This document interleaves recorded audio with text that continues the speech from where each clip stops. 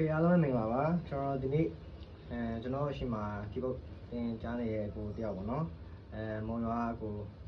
ဆိုင်းမင်းသားလေးပေါ့နော်သူကျိုးသူဟင်းအတွက်ကိုကျွန်တော်ဒီဘုတ်လေးမှာပေးခဲ့တယ်ပေါ့နော်အဲ့ဒါလေးဒီနေ့ကျွန်တော်ဒီရန်ကုန်ရောက်တယ်ပေါ့နော်အဲ့တော့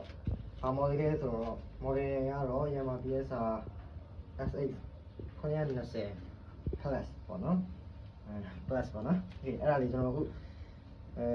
တစ်ချက်စမ်းသပ်ပေးမယ်ပေါ့နော်ကျွန်တော်တစ်ချက်ဖွင့်ဆိုင်ရတဲ့မလိုတဲ့ဟာလေးထည့်မယ်ပေါ့နော်ဒီဆိုင်လေးပါလေးထည့်ရင်ပေါ့နော်အဲ့တော့ကျွန်တော်စကားရောက်ကြတော့ကျွန်တော်ဒါနဲ့ဖောက်တယ်ပေါ့နော်ဒီမှာဖင်းနေတော့မှသူက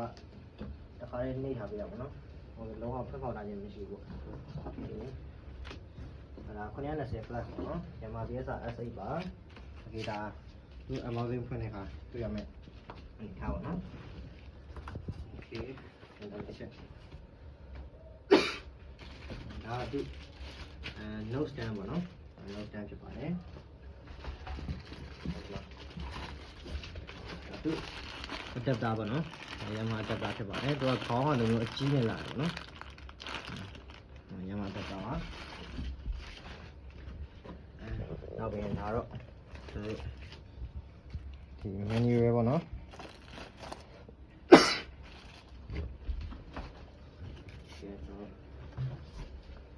ပေါ်လေးစားဖွင့်ကြည့်နော်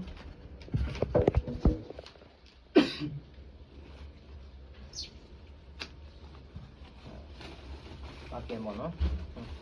အဲ့ဒါကမှဖွင့်ကြရဖြစ်ပါတယ်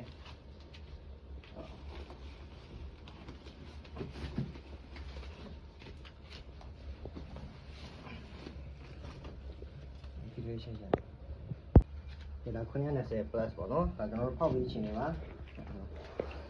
ရှင်းကြတယ်นี่ကလုံးဝတစ်ပါကင်ပေါ့နော်လုံးဝလက်ရလေးတောင်မထီသေးဘူးပေါ့နော်ကျွန်တော်အခုမှခိုင်းလိုက်မှပဲလက်ရပါသွားတယ်ပေါ့နော်ကြောက်ပြီးအဲ့တော့ကျွန်တော်ပါဝါလေးစစ်စမ်းကြအောင်နော်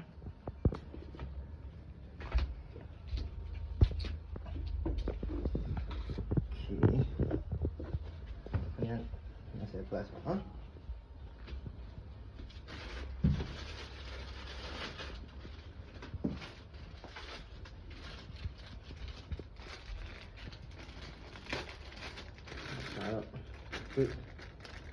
တက်တာပေါ့နော်